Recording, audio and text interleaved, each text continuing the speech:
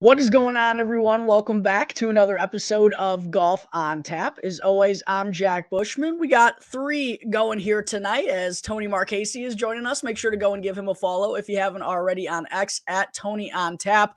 My boy Ross back from a trip to Chicago this weekend. You can follow him on X at RossJohn22 and make sure to show some love to the show's page at On Tap Golf on X as well. If you're joining us right now and haven't already jumped over to the YouTube feed, make sure to do that so you can let us know who you're tailing this week for the Tour Championship. Feels like it's probably going to come down to Scotty Scheffler and Xander Schauffele, but if you got a wild card pick, make sure to throw that in the comment section as well as your reaction to my boy Keegan Bradley winning the BMW Championship, his 7th PGA Tour victory, second time that he's got it done at the BMW Championship. Boys, for Tony, I know you've obviously known this for a while. Ross, I have a long-standing Keegan fandom, so even though I didn't have a bet on him this week, and I don't imagine very many did, considering he was the last man into the field and barely got in, only did so because Tom Kim went on that brutal, I think, bogey double finish at the FedEx St. Jude to fall out of the top 50. That gets Keegan Bradley in. He winds up winning the BMW Championship, a crazy week at Castle Pines, a course that I was pleasantly surprised by how difficult it played. So interested to hear what you guys have to say about this tournament that went down. But first, Ross, I know you just got back from Chicago, my friend. Want to ask you how the weekend went for you and how you're doing back home now on this Monday afternoon. Weekend went good. It's good to be back home. Haven't been home in about a year to make that trip. Me and Mr. Marchese linked up for a round out at Mistwood, got our shit kicked in by the course. But it was a couple of days, I ended up playing, I think, 4 rounds of golf when I was out there. Hit them a little straight, hit a lot in the water, but it is what it is. Just a good days out on the course. Hey, that's the name of the game. And Mr. Marchese, fun to have you back on the show for the first time in a minute. How you doing here on this Monday afternoon? Yeah, guys, it's been a little bit, but I'm glad to be back on with you. Ross, it was an excellent round out at Mistwood, even though I think, as you sort of predicted on X before we even started playing, that it was going to kick our ass. It did kick our ass. It was an excellent round, though. It was great to share a couple of beverages with you out there on the old links. But yeah, guys, just glad to be back. It was a good weekend for golf all around, and I'm happy to be here talking some Tour Championship and some BMW. Man, Jack, I just have to say, the intro talking about Keegan Bradley. I remember just, man, a little over a year ago now, you were following Keegan Bradley around during a practice round at the 2023 BMW Championship. And I think you might have had some bets on Keegan a year ago. I'm surprised to hear that you didn't have any this year. It would have paid off tremendously for you had you done so. But you got to love the storylines this weekend with that. And I'm sure we'll get into more of it as the show goes on. But again, happy to be back with you boys. Yeah, Keegan was part of my card last year at Olympia Fields. Got him at a good number. Just wasn't really playing that good of golf going into this week. Looking at the numbers, I mean, a couple spotty high-end finishes, one being at the Sony Open where he lost in that playoff to Grayson Murray, rest in peace. And then other than that, really only popped up at the Charles Schwab Challenge, which I was at that week as well. But other than that, just no real form from Keegan Bradley. But what's kind of funny, Ross and I were talking about Billy Horschel last week when we were kind of going through our previews and our picks, and I was on Billy Horschel the previous week in Memphis, and I knew some people were tailing Billy Horschel at the BMW Championship as well. And one of the reasons why I backed him in Memphis is because despite maybe not flashing the consistency throughout the course of his career, the upside was there for him to take down the best players in the world. And I think that slipped a lot of people's minds with Keegan Bradley this week as well. The consistency, whether it be this year, last year, or really throughout the most of his career, that's never really been the case, right? In the one major championship he won, it was his debut at a major. But this guy has won some big-time tournaments throughout his career, winning obviously a signature event last year at the Travelers Championship, which featured the best on the PGA Tour. We had seen him win the BMW Championship in the past, and now going and getting it done for a second time. I certainly knew it was possible, but considering the way that he had been playing, I just really never even thought about it. But always happy to see a guy like Keegan Bradley get the job done. That 5-iron into the par 5 17th to really seal it was one of the better golf shots of the entire season, really. And I was really proud of Keegan because he's someone who I've even talked with you guys about in situations down the stretch, and he's even vocalized it himself. He gets nervous and he gets a little twitchy out there. And I didn't really see that at all from Keegan in that final round. And he just stayed really steady. I believe the only bogey he made was on the 18th, where he didn't really even care about that first putt. He knew he just had to get it down in 2 to get the job done. But yeah, a really massive win from Keegan. Stepped up and hit all the shots, avoided all the bogeys that he needed to. And I don't know if there's anyone that enjoys winning more than Keegan Bradley, or like who expresses it when he gets the job done, getting over that hurdle and 2 hands up in the air, going to give his caddy Scotty Vail a big old hug. It's always fun watching Keegan get the job done, boys. Do you guys think that this win from Keegan sort of plays into this, Jack, where you talk about a guy that gets a little nervous out there, a little anxious, sneaking into this tournament? He really had, no pressure on him. He came in at number 50. Do you think that sort of alleviated some of the pressures to get in there? Look at him. I mean, he's up to number 4, in the FedEx Cup standings. I mean, this win was tremendous for him. So I just wonder if, maybe he took the pressure off him a little bit, being somewhere that, he probably didn't think he was going to be, given where his season was just a couple of weeks ago. Yeah, I think maybe that could have just let him be a little stress-free out there and kind of feel like he had nothing to lose. That certainly could have been part of it. I also think once he got into contention, one thing that really helped him out was the fan base around him. Like, obviously, Wyndham Clark was the Colorado native, and there were a lot of people wearing pink on Sunday along with Wyndham, as he always does, in honor of his mother. But outside of Wyndham Clark, the most cheered for guy out there was undoubtedly Keegan Bradley. Like, it almost felt like we were in the Northeast or up in New England, or like this was the Travelers Championship based on the USA chance. And I think that really motivated him, and that's what made the win so special to him as well, and getting that celebration with all the fans. And especially after, he played well last year. He got that win at the Travelers, but wasn't able to close it out in the final major championship at the Open, and didn't have the best performance at the Tour Championship to really stamp himself on that Ryder Cup team. And we all obviously know what happened in full swing, and Keegan getting left off. And now he gets named captain, and now he goes and gets that victory to really, put him back on the map. It's got to be such a great feeling for Keegan. And yeah, I got to give him a lot of good energy heading into, we're going to get to the President's Cup here in a little bit, but yeah, just completely changing the tides for Keegan Bradley. And maybe he was a little bit freed up. I don't know, but man, he certainly looked like a different guy than he has for a majority of the season, and even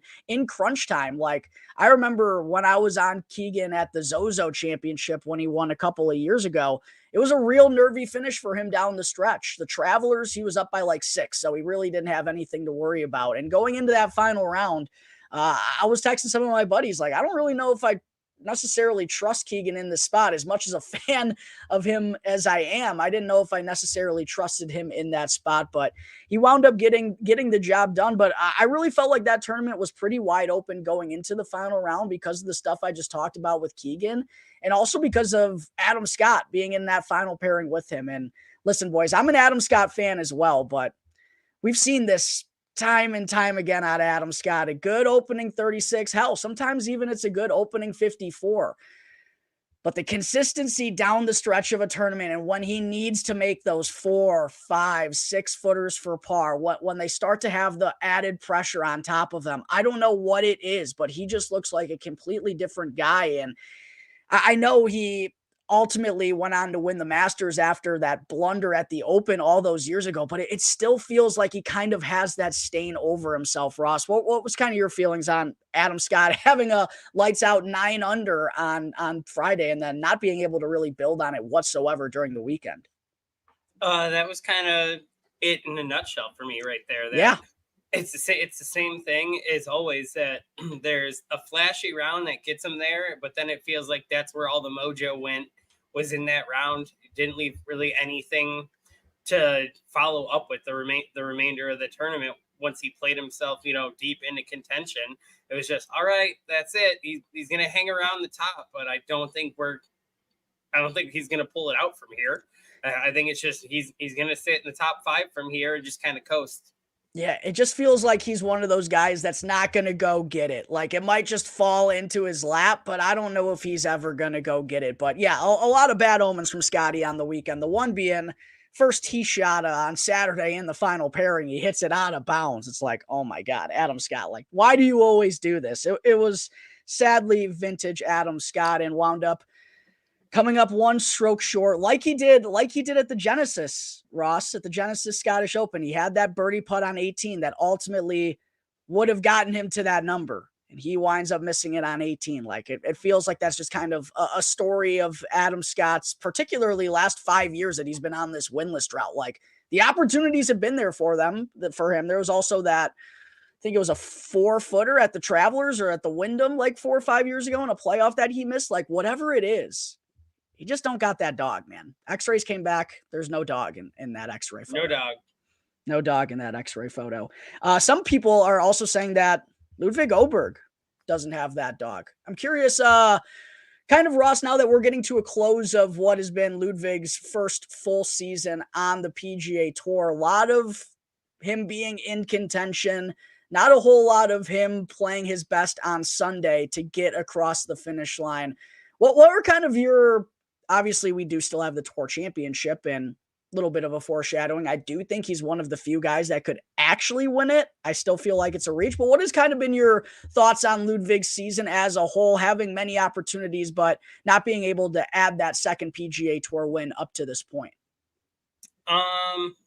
So I've kind of been on this really all year that I think, unfortunately for Ludwig, he's coming up at a time where golf is more competitive than ever.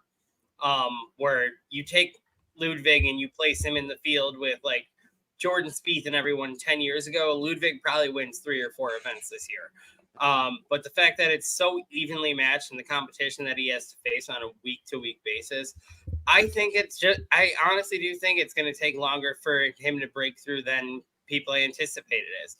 And I do partially think some of it is no stones, but not in like a bad way. I just think he hasn't put himself into that spot enough to kind of build on that experience and like what that takes. He's only done it a couple times this year where he's, really in contention on that Sunday. And every time he's played that way this year, it's been shit. Like it's not there. And he clearly needs to work himself up for when he's in that situation. But I just don't think he does it enough right now to really build on that experience. And I think until he can get through that, I think he's just going to kind of ride this out. Might get a here and there little tournament, but that signature elevated event win, I think that's still a ways off for him to come through on. I think it's happening next year, 100%. I think it's only a matter of time. I feel so Scotty-like, boys. Like, okay, and here would be my argument against Ludwig. He is one of the best bounce back players already on the PGA Tour in terms of usually when he makes mistakes, he bounces back and goes and gets them. The problem is he does still make too many mistakes. And Ross, I will agree with you in a sense, like, how do you fix those mistakes? It's just reps. He needs more reps in those moments. I think it's going to come a little bit sooner than I think you do, but I think it is only a matter of time and experience and getting comfortable in those spots. And really the difference in Ludwig winning a couple of tournaments this year, it was just turning bogeys into pars. That's really what it was. We know this kid can score, and he was one stroke off of winning this tournament. And how many double bogeys did he make in the opening round? 3. I think he hit into the water 2 different times. And I think he made 3 bogeys on the back 9 on Sunday himself. So like, I feel like it is a little ways away, but I really get Scheffler vibes from Ludwig. Like it's not going to take like much of a correction. I feel like for him to, like, in a sense where when one happens, he's going to understand it. Like I really feel like he's not that far away, but at the same point in time, I guess you could make what's kind of eerily similar to Victor Hovland is the short game inconsistencies with Ludwig. Like the ball striking prowess right away is immediately there.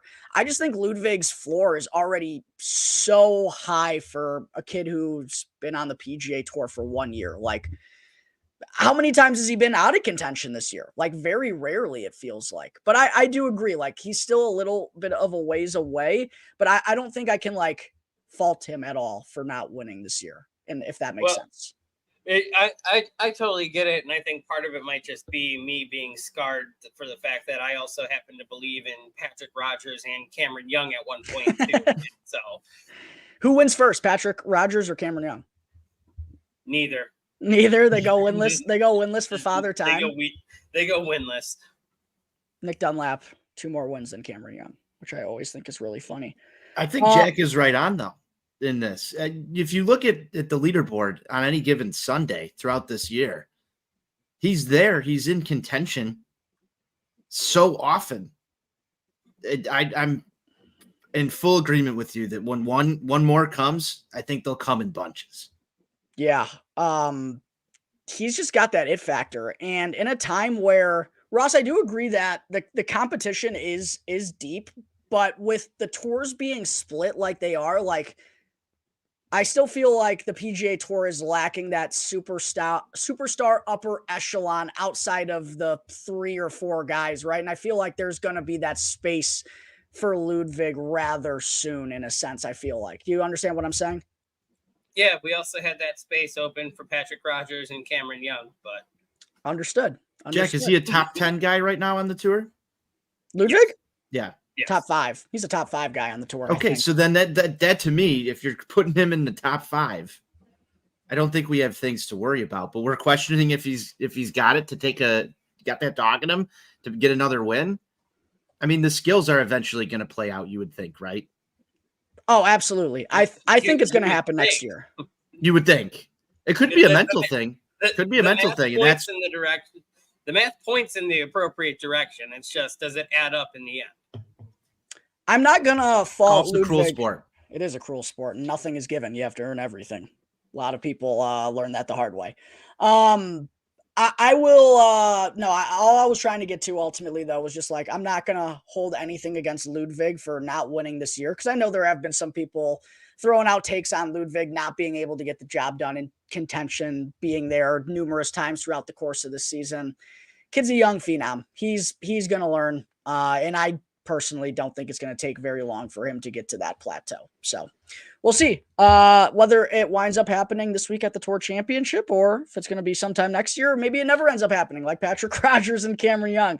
It will be fun to follow along the Ludwig Oberg superstardom train moving forward. Other than that from the BMW Championship, guys, I really didn't have all that much other than Alex Noren absolutely collapsing down the stretch to let Justin Thomas sneak into the number 30 spot, a la what happened to Keegan Bradley last week. I don't think JT necessarily has the same chance of taking down this week, considering the staggered starting strokes. But guys, JT, I know JT has fallen far when he's fist pumping par putts on 18 to finish his Sunday round at +2. JT has fallen far. Did you see his post yesterday, though, with the clip from Dumb and Dumber? It's just, he put his face on Lloyd Christmas and he put the FedEx trophy on Mary, and it's just, so you're saying there's a chance. Oh yeah, it's 0.0000. The number is astronomically low, but I know there were a lot of people out there rooting for Justin Thomas to not make it. Justin Thomas has kind of turned against the public eye in the last couple of years. I really don't think Full Swing did him a lot of favors this past year with the handling of the Ryder Cup situation, even though I don't know if you can necessarily blame him for Zach Johnson's ultimate choice, but it feels like they kind of put him in a bad spotlight for a lot of people. And I saw some people wishing Justin Thomas wasn't going to make this thing. Alex Noren ultimately ended up absolutely collapsing, though, boys. I don't know who is Alex Noren's like swing path, the practice routine that he goes through. I don't know if I could have stood watching that for another couple of weeks, though. I could go without seeing that personally, Ross. I laughed. There was a couple people writing about just the video of his swing path. And they're like, this man hooked one a mile right one time and just determined never again. Just never again.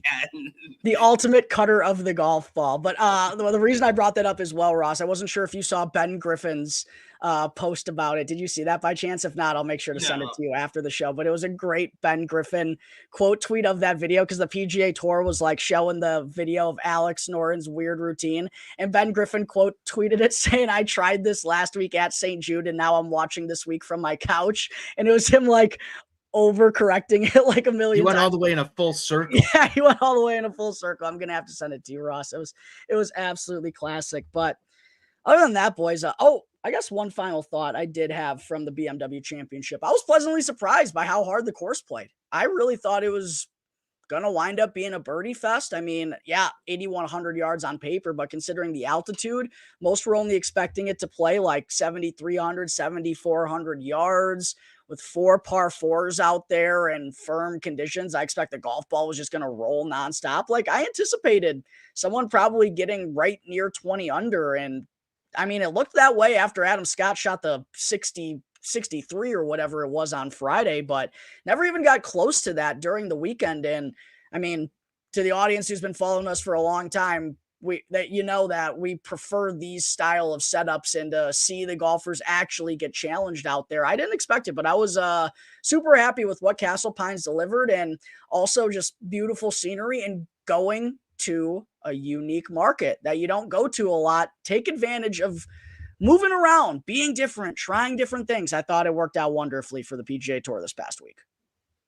Yeah, I like that it came back down to earth over the final 3 days of the tournament, because I'm gonna tell you what, I landed at Midway at like 8 a.m. on Thursday, got to my parents by like 9:30, opened my phone to an alert, and one of the first things I see is Ludwig off the tee, 418 3-wood, and I was like, all right, so that's how it's gonna be, huh? Yeah, it seemed like it was. I saw the same thing too, because I had a Taylor Pendrith first round leader bet, and off the par 5 first hole, yeah, he hit like a 420-yard drive. I'm like, oh, these guys are going to absolutely cook this place. There's 4 par 5s out here. These guys are going to go low, but course got super firm. Guys couldn't control their golf ball, and then the rough got up to like 6.5 inches on the weekend. There was water all over the place, and mostly it just felt like guys, no one was really comfortable. Like, just with so many factors being in play with the altitude change, there's a lot of elevation on the course. You know, half the holes you're hitting into uphill pin locations, other half you're hitting into downhill, and then you got to deal with the wind on top of that. So it felt like just all of the number crunching that was going to have to go on throughout the week, like ultimately led to some confusion and just a little bit of a lack of comfort for guys out there on the golf course. But that's what led to the turnout that we ultimately wanted out of this course. How did you think, Jack, that it compared to last year's at Olympia Fields? I'm curious for your evaluation on this, because if I remember correctly, we had a little bit of rain come through the area last year, and guys got pretty comfortable with that course, it felt like, through the weekend, up until Sunday, which was a scorcher. I remember that being a bit of a sweat fest. But I remember last year, people were a little upset about the ease of Olympia Fields for these guys. And it wasn't what we expected from the BMW Championship. I think the course record was broken once, twice, tied, and then broke again on the final day. So thoughts from Castle Pines versus Olympia Fields as a BMW course, Jack? I'm curious for your insights on it. And Ross, if you've got anything to add to it too. Yeah, it does really stink, because there was just a huge storm before the opening round of the BMW Championship last year. So the golf course really didn't play all that firm until the final round, or like Saturday afternoon, meaning just guys were able to have control over the ball and get it to sit on the greens. The fairways were a lot easier to hit because they weren't getting that run out. So yeah, that was what was unfortunate about Olympia Fields, because back in, I think it was 2019 or 2020, when John Rahm won over Dustin Johnson in the playoff, the score there was -4 was the winning score. So we were, I expected it to play a little easier, but I didn't anticipate Victor Hovland getting to 20 under, I believe it was, or whatever the number may be. It was certainly more high. It was near that. And even, I mean, listen, I'm not trying to take away from Victor getting there, because for him to shoot the 62 that he shot with actually the course being firm on Sunday, like, that's still absolutely remarkable. A little bit of an unfair comparison though, but I think if Olympia Fields didn't get that big rainstorm, it would have been a very similar final score to what we got this year, because the courses, it would have been just as dry as we would have saw Castle Pines. And also the wind was really gusty throughout the course of this past tournament. So that was another element that players just had to deal with. But I was really pleasantly surprised with Castle Pines. I thought guys were, especially guys who could mash the golf ball a long way, I thought a couple of them were just going to absolutely overpower the place. But now the Western Golf Association did another good job with a really good setup. And I hope they can continue to find venues like this where it demands really good tee to green play. You got to be accurate. If you're missing fairways, if you're missing greens, you're going to be fighting for your life to save par. And that's really what we got for a majority of this tournament. So yeah, I was really, really happy with Castle Pines. I wish we got a more fair look at Olympia Fields, but who knows? Maybe we'll get that in a couple of years down the future. All right. I hope so just as much as you do, Jack, because that was a blast last year. Yeah, I know. 2025, I think, is 2026 maybe might be the next year that they haven't announced for it, because I know they are going to Belle Reve after going, I believe, to the East Coast next year. So the next couple of years are already booked for the BMW Championship, but keeping my fingers crossed that it'll come back to us in the Northwest suburbs. But you guys got any final BMW Championship takes before we kind of move on from the event? Not really, other than speaking of bombs on a bomber's course, shout out my cousin CJ and our family outing, men's longest drive, bombing 319 off the tee. Oh, no way. That's a fucking pipe. Love to hear it. Love to hear it.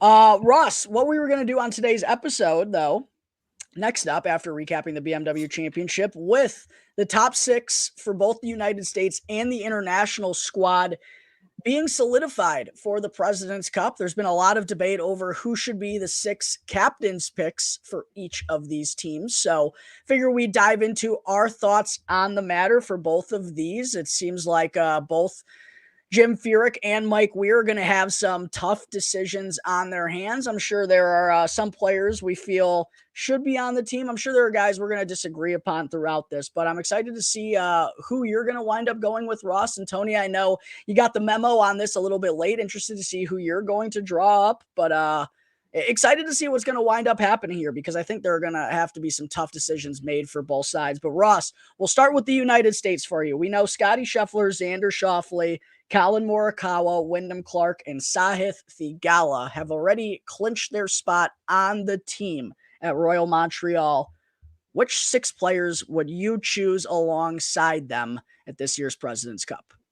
So to follow those 6, I'm going with, essentially, I think it's a lock to be the number 7 with Sam Burns. I think Sam has turned a corner about midsummer, where everything is kind of coming on. And I think for a team event like this, I think that's someone I want in Montreal. I just think that's points. There are points on the green that Sam is going to go get you when we get to Montreal next month.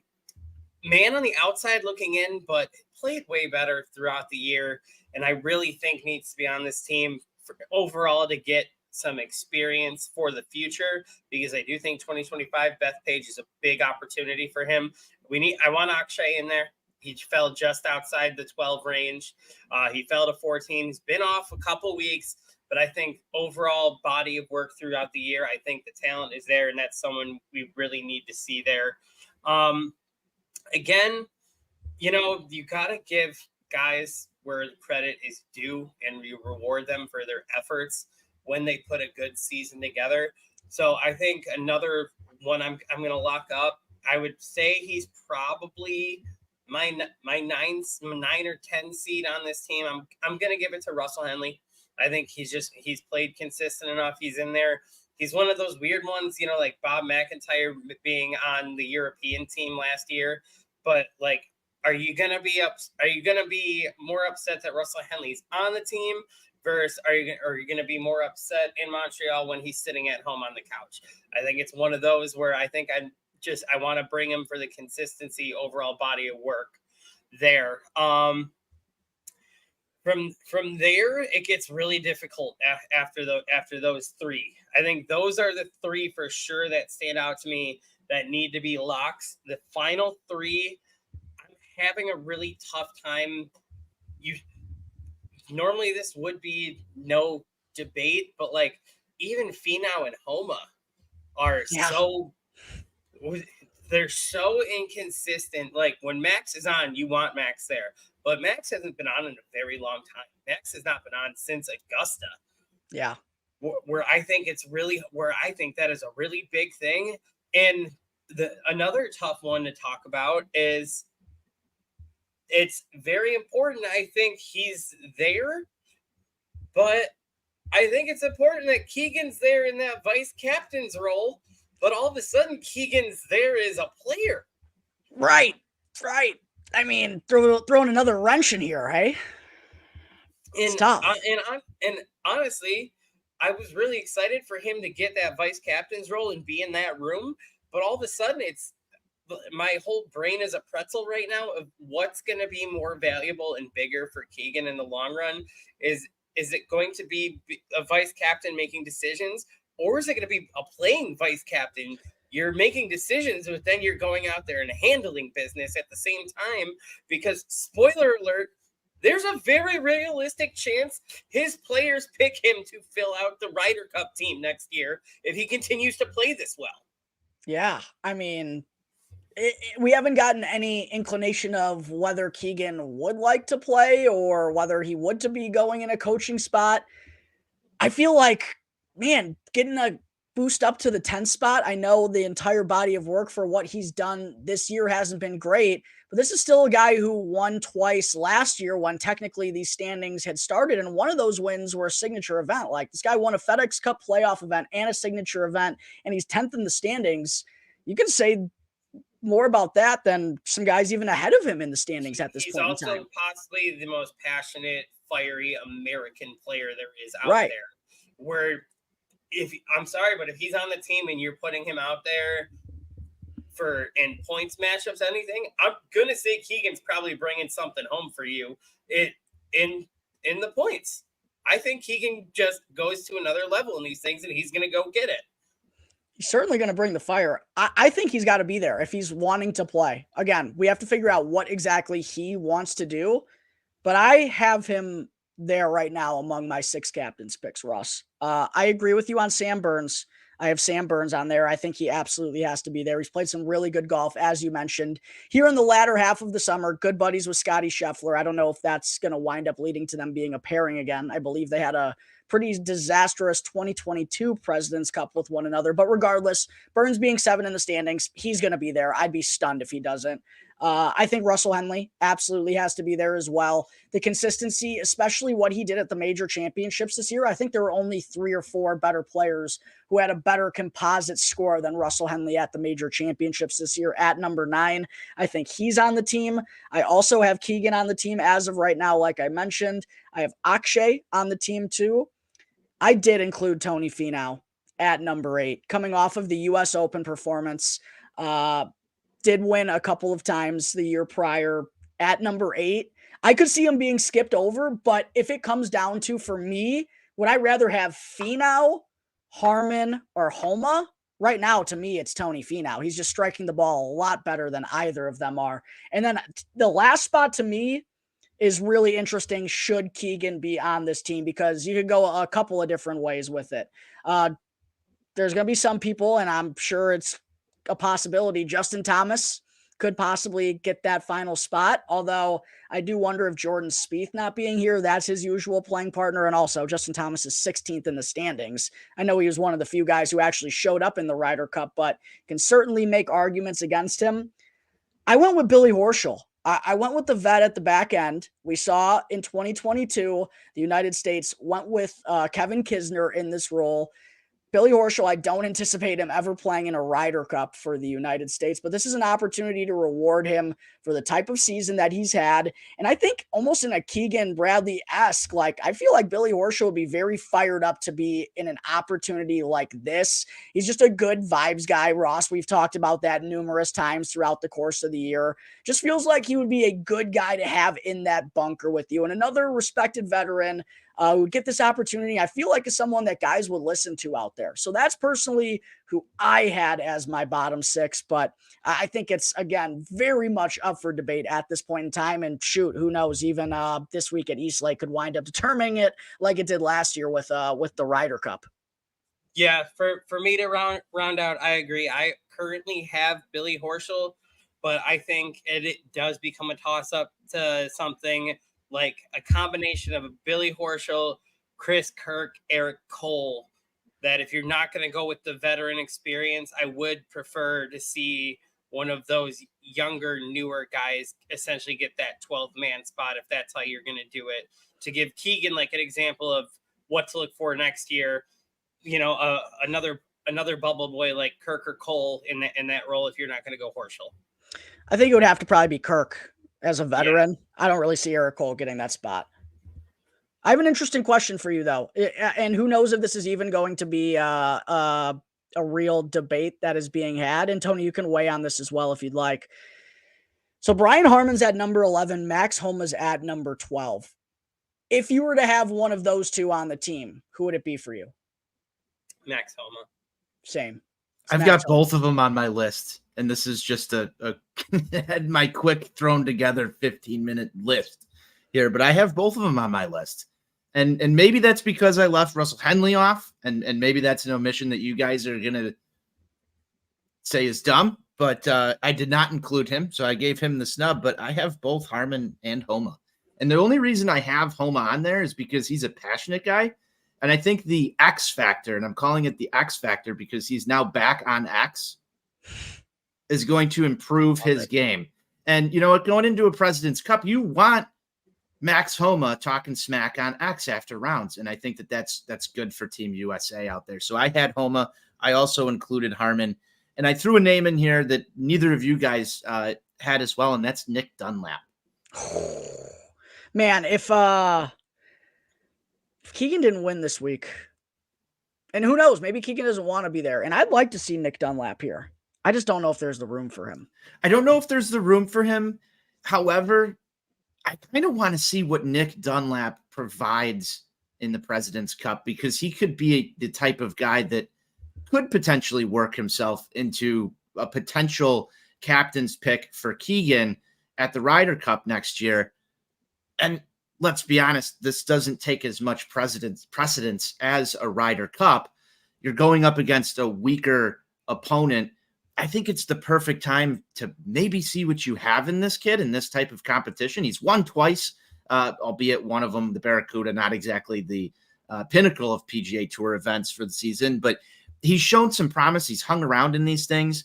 I think he's sort of that next generation type guy. And maybe this is the tryout time to see what you get from Nick Dunlap in a competition like this. I did not include Justin Thomas. I did have Burns and Akshay as well. That you guys were on those before, but Dunlap was the name that I had that you guys did not. Dude, I would love to see Nick Dunlap on this team.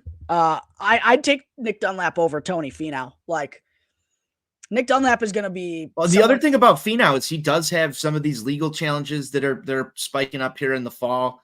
Does they really care about that? I don't know. Are they real? I don't know. Who knows if they're real? We don't really know what's going on with Tony Finau at all. But I threw Dunlap on there because I think he's going to be a guy that's on these USA teams going forward. And I know this isn't the Olympic debate. Do you put Caitlin Clark on the Team USA roster? But if you want to talk about the new kid on the block in golf this year for USA, it's Nick Dunlap, I think is that name. So I threw him on there. I think it would be a tremendous learning experience for him to get involved. Certainly agreed. And I don't think it's like there is a chance that he winds up on the team. I just feel like with the amount of bodies, it's not the most likely thing in the world, but it would be a great opportunity for him to get a little bit of taste of what it's like to represent the United States in this type of atmosphere. And there is a good chance he winds up on that team. I really think the world of Nick Dunlap. He has been so impressive this year. And Ross and I talked about it last week after, getting that win at the Amex. No one would have blinked an eye had Nick Dunlap gone and missed the cut the rest of the year and struggled as most 19, 20-year-olds would do in that situation. But no, he bounced back nicely, really found his form in the middle of the season, then went on to win again and then was in contention against the best of the best at St. Jude last week. Yeah, I think the world of Nick Dunlap. I would love to see him on this team. Do I see it happening? I don't know. It's going to be. I think it's a slim chance, but I think that there's consideration that needs to go into Nick Dunlap being part of this team. Agreed. I hope Keegan thinks about it. And just for fun, I want to see, because we all think alike on this show for most days. On the international team, between 7 and 14, there is only one player on the international side that I do not see having a shot at being on that team. And I would like everyone at the same time to shoot out who you think that name is, because I think we're all going to say the exact same person. We'll go for it on the count of 3. 1, 2, 3. Nick Cam Taylor. Davis. Oh, no way. No, they can't take Nick Taylor. They can't take Nick Taylor. You think I was with Ross on Cam Davis, but I knew you were going to say Nick Taylor. Why not Cam Davis? He won this year. He's playing good golf. You're the one that calls him Scam Davis every week on the show. I don't call him Scam Davis. I call him Scam Young because Scam Young. I forgot. He's mixing lower up than the scams here. Here's a stat for you. Cam Davis just doesn't do it for me over there. I think all those other guys I'd rather have. You'd rather have Adam Hadwin. You'd rather have Adam Hadwin than Cam Davis? In Canada, yes, absolutely. Oh my God. I wholeheartedly disagree with you on this one. Wholeheartedly. All right, well then we'll just get to my international squad and then we'll go to yours real quick, Ross, but it's okay. We're obviously not going to have the same on everything. So Decky, Sungjae, Scott, Tom Kim, Day, and Benny An are the top 6. They have been locked in. I don't really think it's going to be that too complex, though, for the internationals. I have it pretty chalky. I have Connors at 7. I have Davis at 8. And I feel like this might be the only spot we're different, Ross. I have Minwoo at 9. I have Seabaz at 10. I have Pendrith at 11. And then I have Siwoo at 14. I don't have Nick Taylor or Adam Hadwin on this team. I just don't know how seriously Mike Weir can take 4 Canadians and expect to win. I mean, if you're going down the list, is Eric Van Rooyen potential? Maybe Mackenzie Hughes? He has definitely more potential than EVR because he's damn Canadian. If this was played anywhere else, I don't think Nick Taylor would be there. Nick Taylor hasn't made a cut since, I think it's been since like March. Yeah, I don't have Cam Davis on there. I do have Siwoo up there. I think Siwoo's got to be there. I would think probably my only flip over Nick Taylor is probably taking a wild card like someone like Ryan Fox or Tristan Lawrence. I wish they'd take Kita Nakajima or Rio. T-Pan. No, I wish they'd take guys for their actual future though, potentially. All right, but let's go through. All right, so you have Connors on there, Ross? Yep. You have Minwoo on there? Yep. You have Bez? Bez. I have Bez. Pendrith. I think Pendrith has to be on there. Outside of Connors, yeah. I think Pendrith. Okay, so we'll go through the Canadians here. We have Pendrith, Taylor, Hadwin, and Mac Hughes, all 11 through 15. I think Pendrith, out of all 4 of those Canadians, is the one who's in for sure. Do you agree? Yes. Okay, so let's say between Taylor, Hadwin, and Hughes, if there's only room for one more Canadian, who do you think it is? Hadwin. Hadwin over Taylor? Yeah. I agree with you. I think it's Hadwin over Taylor as well. Taylor just is not playing well. I'm pulling up his profile right now. 65th at St. Jude, which is nearly dead last. Missed the cut at the Wyndham. 30th at the Olympics, which was there 30 people there? Can't remember. 60. Oh, yeah. 60. 60. Just kidding. Halfway down the board. Missed the cut at the Open. T57 at Scottish Open. T42 at the Travelers, which is a no-cut event. Missed the cut at the U.S. Open. T27 at Memorial. Missed the cut at the Canadian. Missed the cut at the PGA. T43 at Quail Hollow. 10th place at the Zurich. Does he have a top 10 other than his win this year? No, he doesn't. He doesn't have a top 20 other than his win this year. Oh, yeah, he does. He finished when it's on. He finished T12 at Arnold Palmer Invitational. Yeah, no, you are right.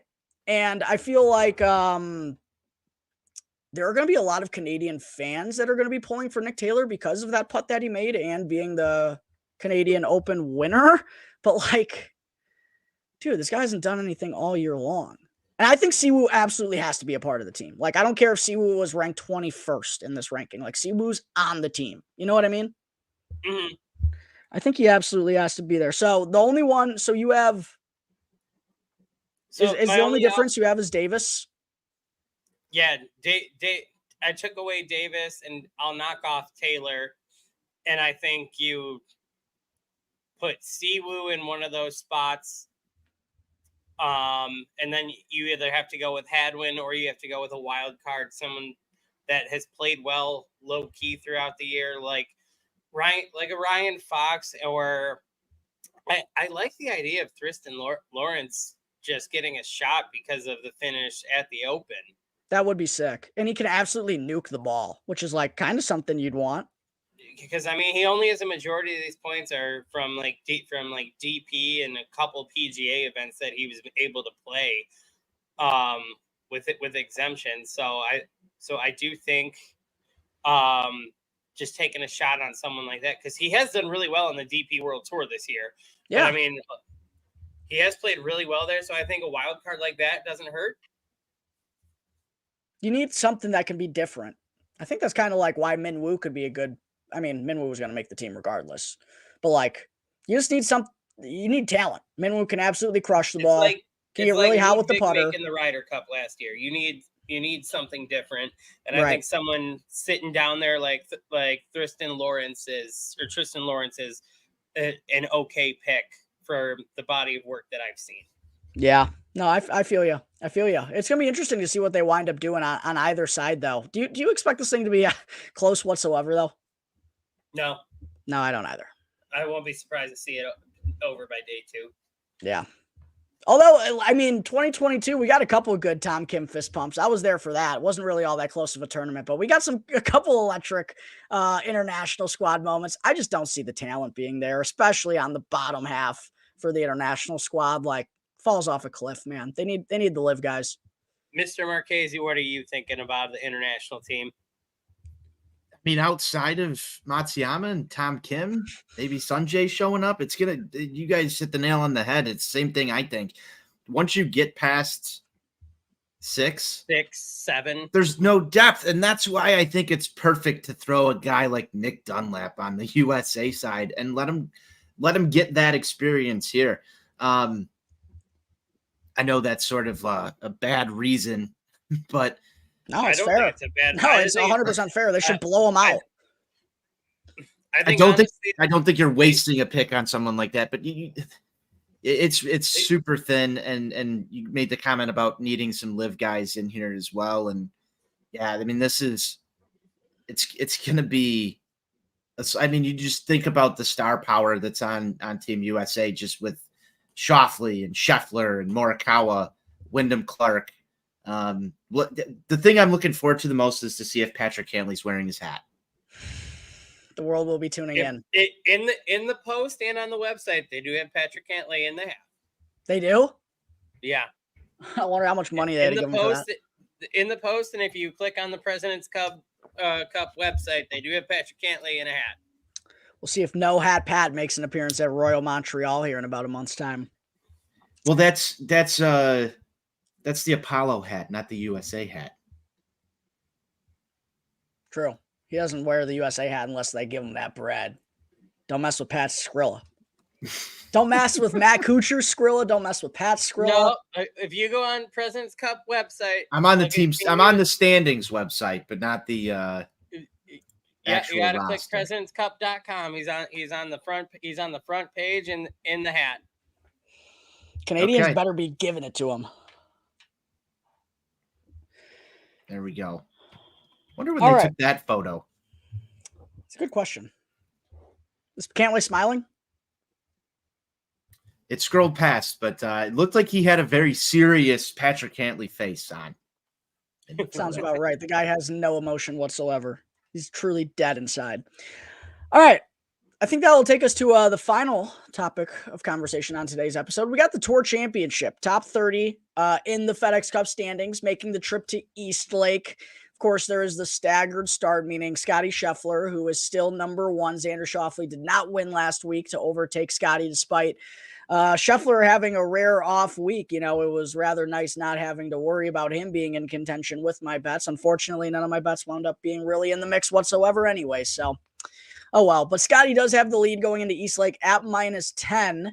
It's been the case each of the last 2 years, and he has not emerged from East Lake with the FedEx Cup title. So it's going to be interesting to see him and Xander Schauffele go head-to-head. Xander closest at -8. And then you have Hideki at -7. Keegan, after his win last week in Colorado, at -6. Ludwig at -5. And then Rory, Colin, Wyndham, Sam Burns, and Cantlay at -4. So that never really does it for me, fellas, if I'm being quite honest, because of the staggered strokes. And also they kind of market a shadow leaderboard in terms of the bets, which I don't ever really like throwing my money on, because it's a leaderboard that doesn't exist, that the players aren't aware about, that they don't even know they're contending for, don't care about whatsoever. And I really do feel like it's got to be one of Scotty or Xander. I really do feel that way. Feels like the entire FedEx Cup playoffs have been a lead up to this.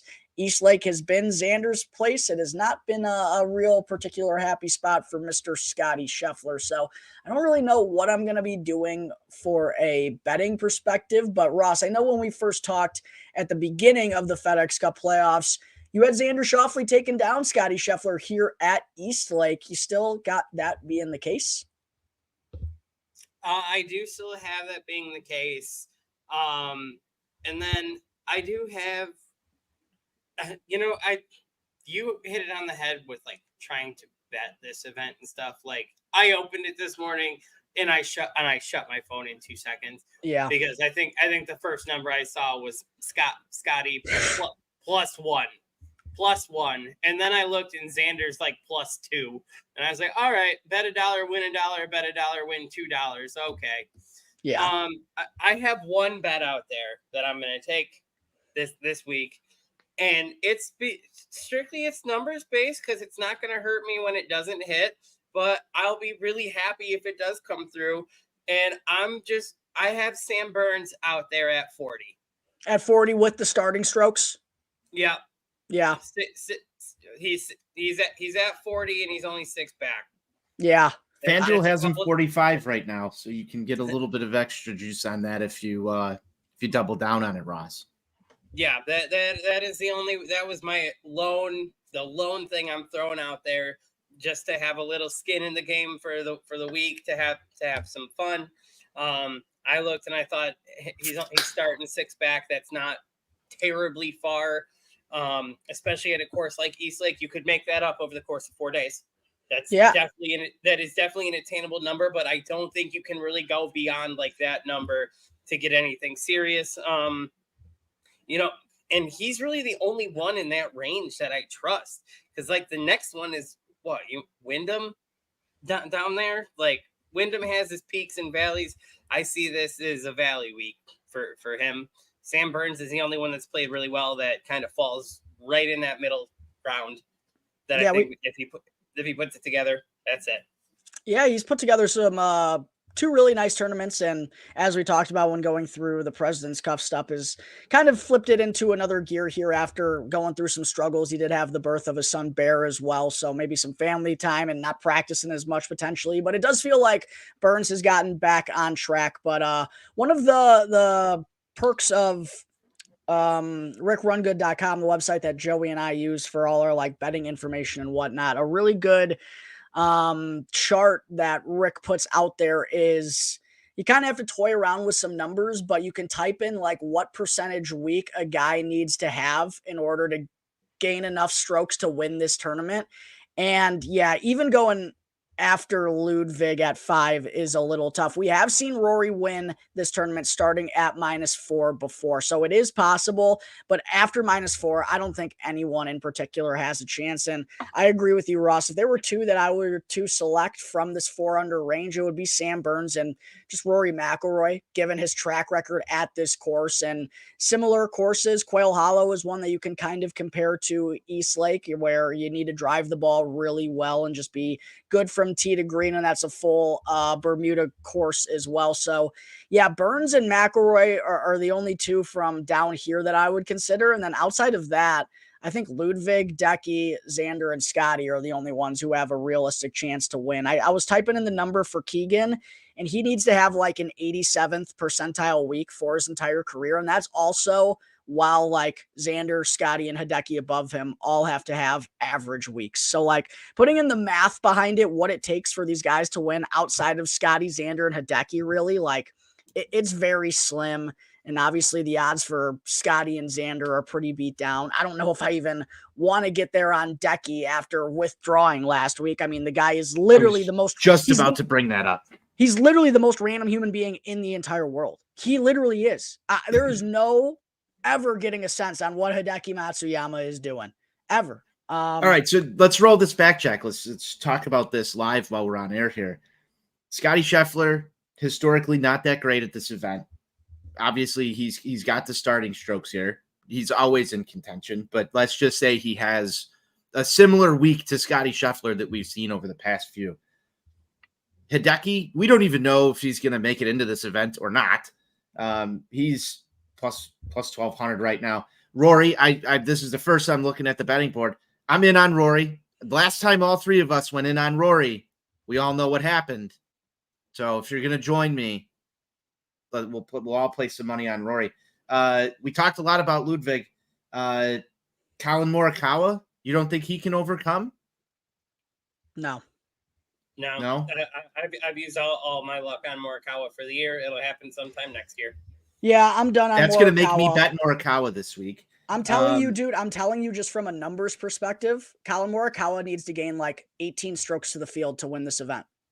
It's like, it's a 2% chance. And for him to be at 28-1, like, I just don't think that's a good number. And I'm the same with Ross. It falls off right at Sam Burns for me as well. I don't see Wyndham Clark, Victor Hovland, Tony Finau, Adam Scott.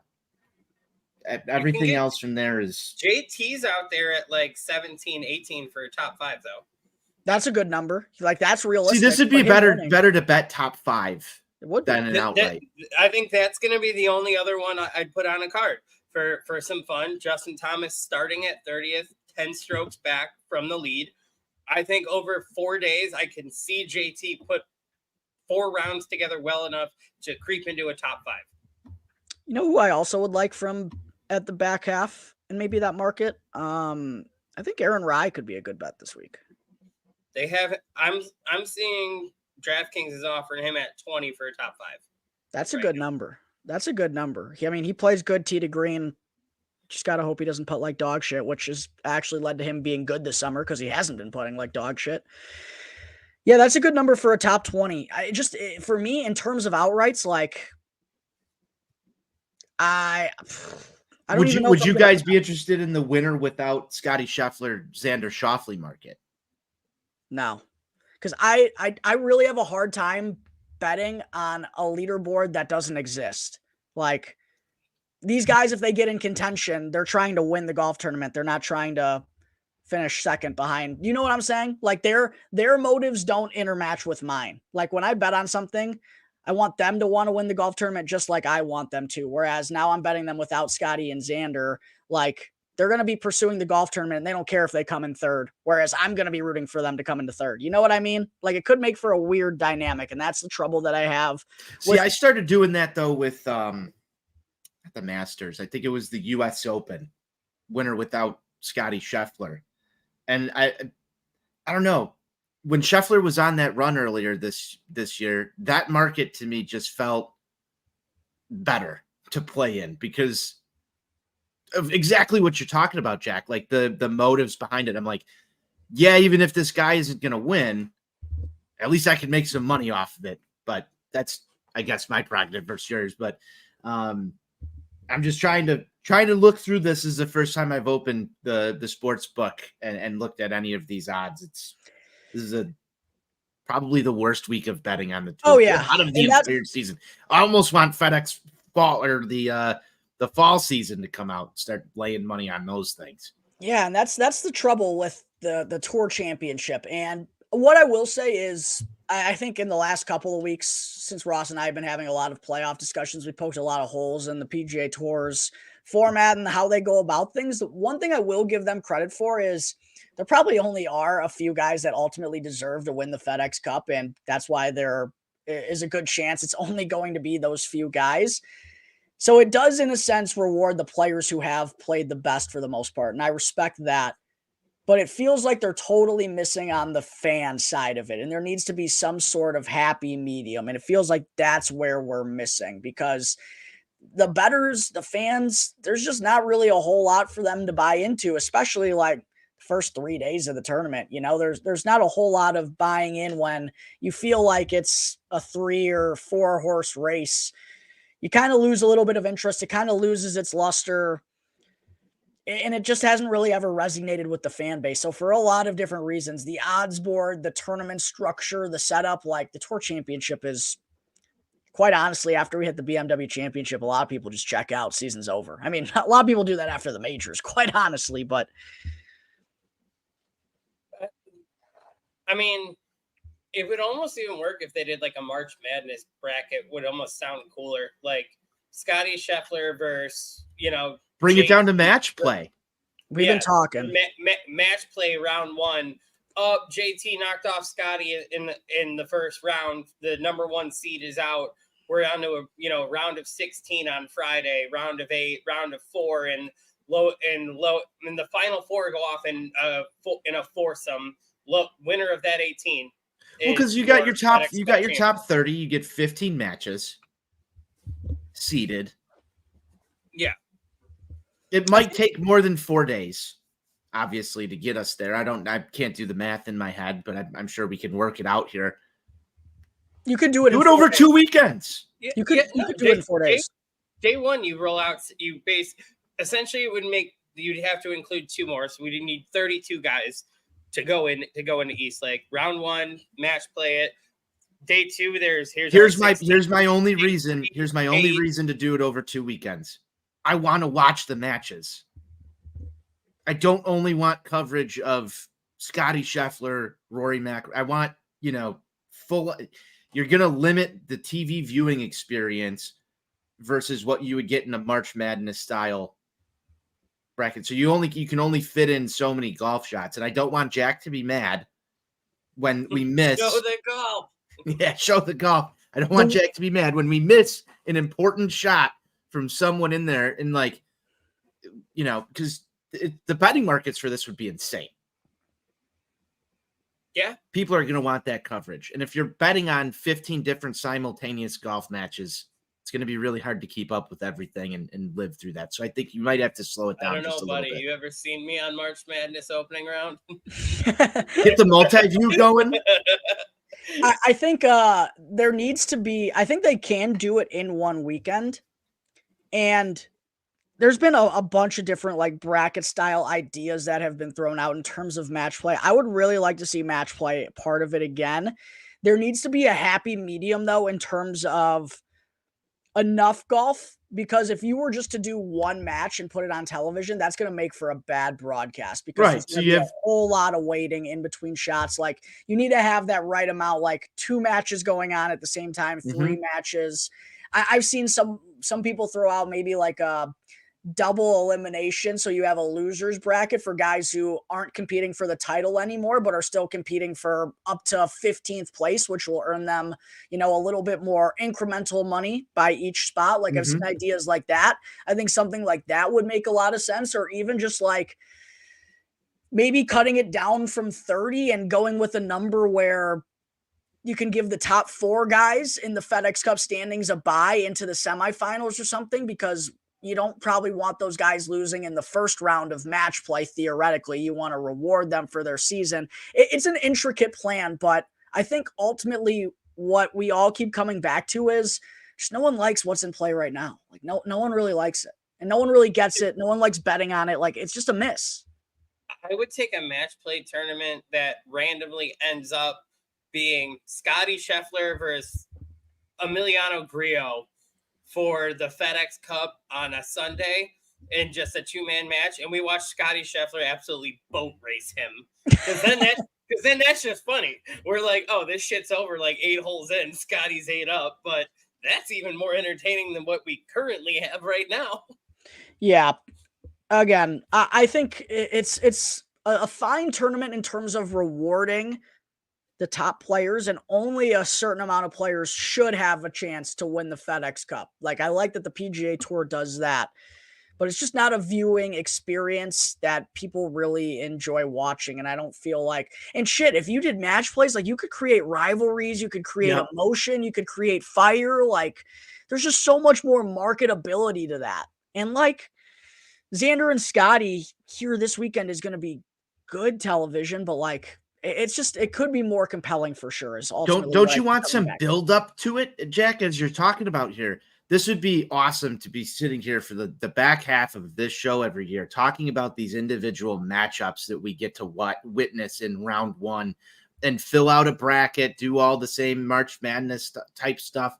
Who's going to wind up where? Could you imagine a scenario where Scotty Scheffler goes out on a Thursday and has a bad day and gets eliminated in the first round of, whatever tournament that is? The whole board opens up. Golf's a cruel sport. We talked about this before. Yes, this is designed to reward the season's top players, but I think that the fan viewing experience, the betting markets, the community involvement, and the TV ratings, most importantly, which have been going down throughout the back half of the season, would benefit from something like that. That would be my argument.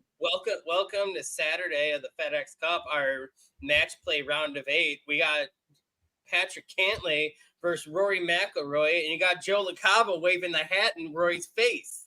And we'll be right back. Here's playing through. I can already foresee. But yeah, I think just ultimately what it comes back to is, I wish the PGA Tour would just look itself in the mirror and just rethink things a little bit. But for whatever reason, they just seem so reluctant to go back to match play. I don't know why they're so opposed to match play. And I know there was maybe a little pushback from guys who played in the WGC Dell Technologies match play who would fly there and then literally have to fly home like 4 hours later. But if you made it for the Tour Championship with all this money on the line, like, that's the incentive to get them to go. Mm-hmm. Like, and guess what? Tough luck. You got eliminated. Well, guess what? You finished 30th in the FedEx Cup standings. You're still making a boatload of money because you made it to the Tour Championship. Yep. Congratulations on your season of $15 million, guy. Right. Right. I don't know. And there's match play at every level of golf. It plays some significance. I don't know. I think that's where I would personally like to see it. I know a lot of people feel the same way. Staggered strokes just doesn't hit. Missing out on the betting market big time.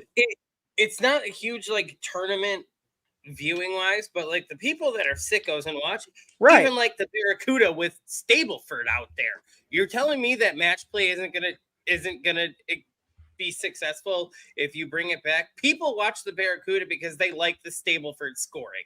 Right. It's something different at the end of the year, and I think that's the real test of who can get through this a little bit better than stroke play with the way that they set it up now, because it feels cheap. Yeah. And it's designed to reward the guy at the end, but I don't think that there's anything wrong with finishing number 1 in the standing. And they tried to do that with, what is that, the FedEx top 10 or the Aon top 10 or whatever it is. Comcast Business Tour top 10. I'm getting my sponsors wrong. They've got a sponsor for fucking everything. So dumb. So dumb. But just reward the person who won at the end of the season with extra money and then throw it to match play. Seems like a simple solution. I mean, I get Scotty's whole thing against it because, yeah, Scotty Scheffler absolutely pretty much dominated the whole year, the FedEx Cup points, everything. And the fact that he has to sit up there, do a press conference and be like, yeah, I might not win really anything technically by the end of the year, though. It would be crazy if Scotty legit went 3 consecutive years without winning the FedEx Cup for the run that he's been on. That would be fucking mind-blowing. Yeah, but I mean, the fact is that does exist out there because of the way this shit is set up. Yeah. We'll see what winds up happening. I personally think it's going to be a 2-horse race. I don't even know what I'm going to wind up doing with the betting board, boys. Maybe I get to Hideki. Maybe I just hold my money and wait till the Sanderson Farms Championship in October with the return of the Cock Trophy. We'll see. I do plan on having a betting show, though, potentially with Joey Ricotta this week, since it'll be the last opportunity of the year. And I think Joey has one bet he told me that he's got locked in. So I don't know if it's going to be the longest show in the world. And again, I don't even know if I'm going to have bets this week. I'm still kind of making my mind up of where I ultimately want to go. Ross, maybe I just tail you on that JT top 5, take Aaron Rye top 5 or something along those lines and call it an outright at those numbers. You honestly talked me into that only because I looked at the board and that was me like dicking around and scrolling and being like, oh, well, these guys down here, they're going to start 10 back, but over the course of 4 days, you play well enough, you could work your way into a top 5. So someone like JT at an 18, yeah, sure. I'll throw a couple bucks on a top 5 there. And I'll throw a couple bucks on Sam Burns at 40, being 6 back over the course of 4 days. Maybe he can catch him. I wish you well. Sam Burns. We didn't get to Sam Burns, by the way. My final thought, I guess, before we wrap things up. An inch away from getting to that 12 under number, Ross. Inch away, man. Almost hold that bunker shot. Face first on the lip of the bunker. Man. So close to getting a playoff at the BMW Championship. But congratulations to my boy Keegan Bradley. I'll never be mad about it. Captain Keegs getting his victory. Any final thoughts before we tie a bow on this thing, boys? That's it for me. Awesome. Great show, guys. Absolutely. Glad to be back. Glad to have you back, Mr. Marchese. To everyone who tuned in, thank you very much for joining us here on this episode of Golf on Tap. Quick reminder to go and follow us for free, Apple Podcasts, Spotify, wherever you listen to your podcast. That way you can catch up on all the latest episodes. If you're not able to join us live, make sure to go and show some support on X as well. You can find the show at On Tap Golf. You can find Ross at RossJohn22, Tony at Tony On Tap. For me, you can find me at Jack Bushman too. Till next week, everyone, enjoy the Tour Championship as much as you possibly can. Me and Ross will be back this time next week, possibly with Tony as well, up in the air, to break down who comes away with this year's FedEx Cup. Will it be Scotty Scheffler? Will it be Xander Schauffele? Or will it be a complete wild card? Find out next week. Thank you as always for tuning in. Until then, crack 'em, lock 'em,